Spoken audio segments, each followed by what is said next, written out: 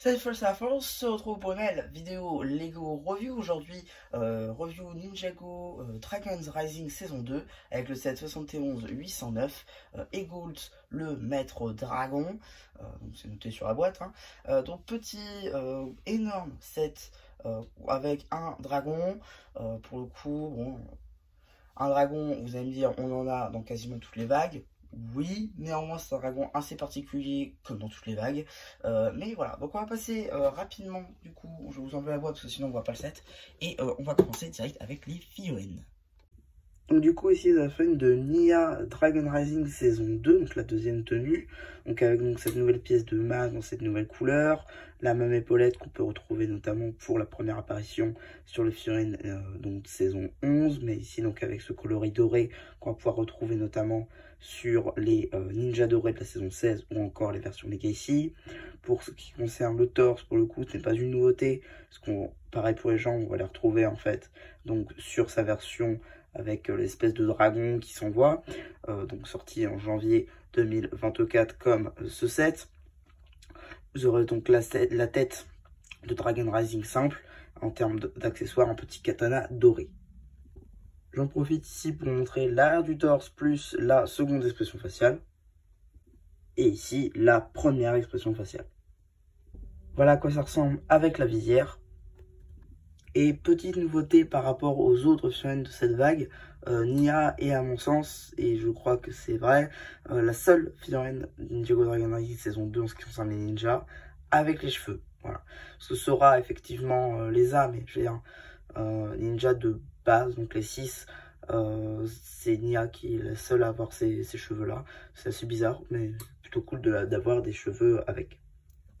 À noter qu'on va pouvoir retrouver la figurine de Nia dans pas mal de sets du coup, donc en ce qui concerne cette version-ci, dans ce set Egolt, plus le set qui va sortir en mars prochain avec donc le robot de Lloyd.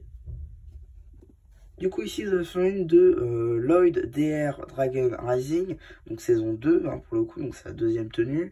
Donc effectivement pour le coup Lloyd c'est un peu le même constat que pour Nia, on est pareil donc sur une nouvelle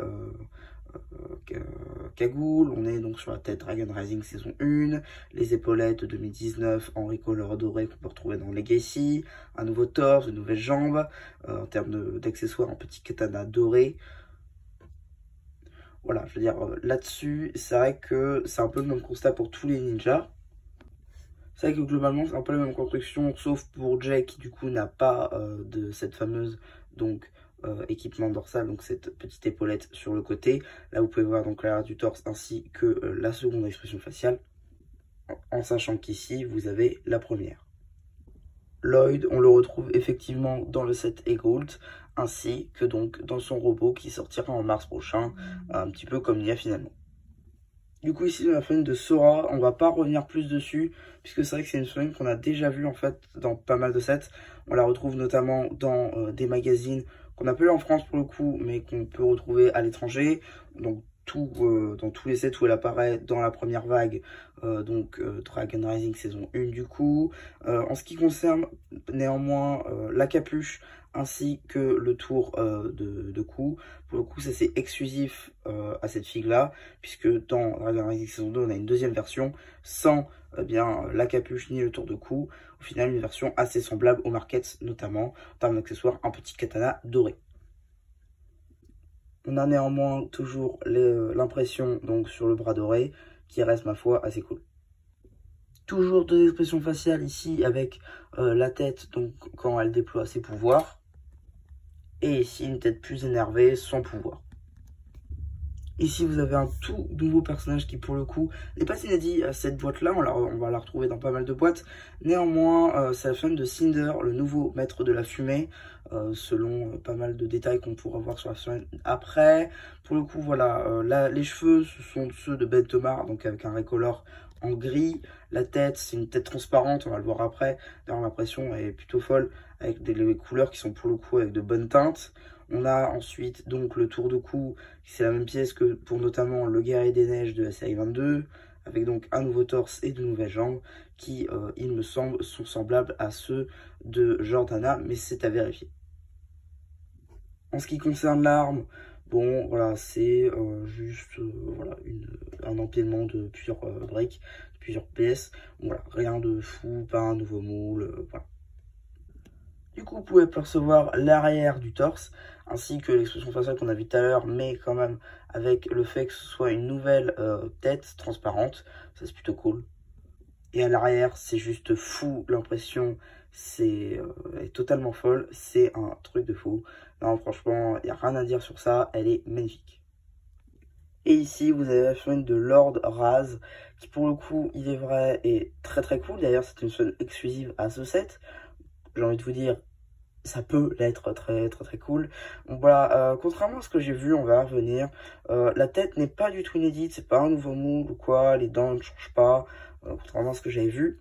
Les épaulettes, pour le coup, c'est pas un nouveau moule non plus, c'est juste un recolor en violet. Ce qui ont déjà apparu notamment sur les anciennes figurines, notamment Day of the Departed et saison 2 des Guerriers Pierre. Pour ce qui concerne le torse et les jambes, pour le coup, c'est des nouveautés avec de nouvelles impressions et des exclusivités donc à cette figurine et à ce set. Ensuite, vous avez l'arrière de la fille, donc avec le moule de tête qui est toujours aussi magnifique. L'arrière du torse, où il est noté en jargon Raz. Et vous avez donc comment le marteau est construit au final, puisque c'est du brick build. Je vous ai donc ressorti l'ancienne version, donc Raz d'Imperium, pour que vous voyez un petit peu. Globalement, voilà, le moule de tête est exactement le même, j'ai vérifié. Par contre, ce qu'on peut noter sur l'ancienne version de Raz sortie donc l'année dernière, c'est qu'elle avait des bras imprimés. Ça aurait été pas mal de revoir les bras imprimés sans pour autant les petits bracelets peut-être d'Imperium, ce qui aurait pu permettre aussi de faire le custom de Raz sans Imperium, donc dans les flashbacks notamment qu'on peut voir dans la partie 2. Donc voilà, maintenant qu'on fait le tour des figues, on va pouvoir s'attaquer au set en lui-même. Déjà, petit élément de décor juste ici. Je prends ma petite flèche. Et donc, on va regarder un peu les éléments. Déjà, on a un petit bout de roche là qui dépasse. Juste ici, pourquoi pas, avec un petit arbre qu'on va retrouver dans pas mal de ces sets.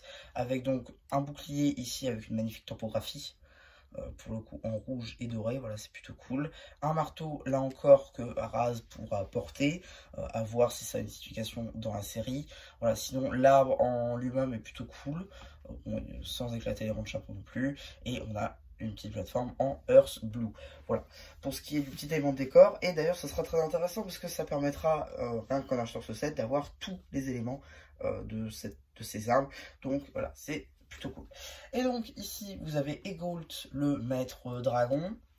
Pour le coup un magnifique dragon avec donc ce magnifique chapeau, là encore qui peut faire penser à Wu, c'est un peu le but j'ai envie de dire, avec pareil la petite barbe qui dépasse et pareil un peu ici, voilà, bien évidemment la bouche s'ouvre pour laisser apparaître cette on va dire substance bleue transparente, à voir si ça là encore une signification dans la série. On va voir la magnifique topographie de la tête avec ses yeux, voilà, avec ses sourcils blancs, plutôt cool. Ensuite sticker juste ici avec des petits symboles, voilà, là le détail du poil de notre dragon, et ici pareil sur la fourrure qui a une autre couleur.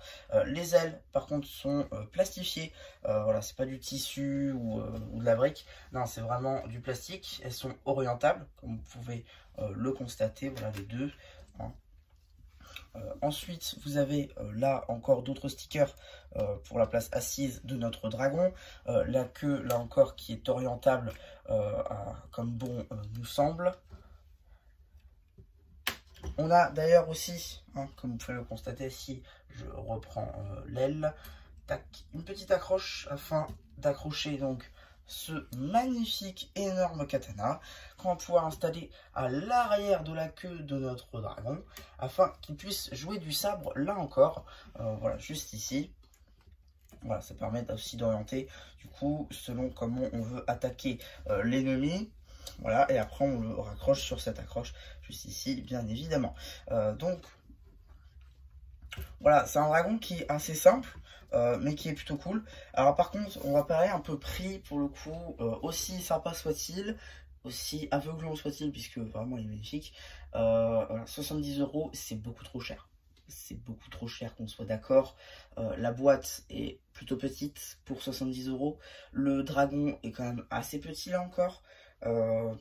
Pour comparer avec Giro par exemple, donc le dragon élémentaire de la foudre de l'ancienne vague, on payait 30 € de plus, mais il était beaucoup plus gros. Il était beaucoup plus grand, bref.